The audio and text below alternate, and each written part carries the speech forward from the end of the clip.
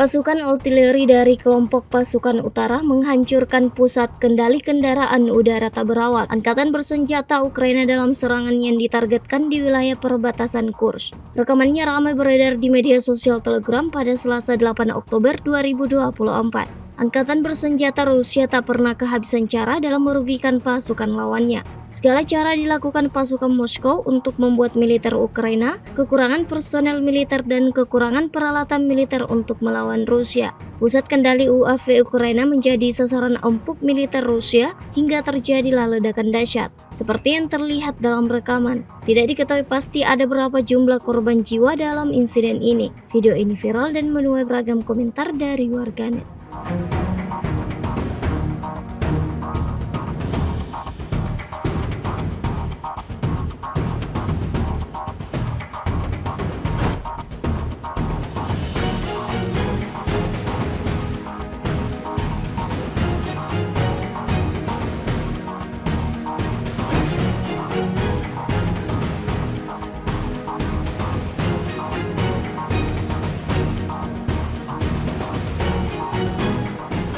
Download Tribun X sekarang, menghadirkan lokal menjadi Indonesia.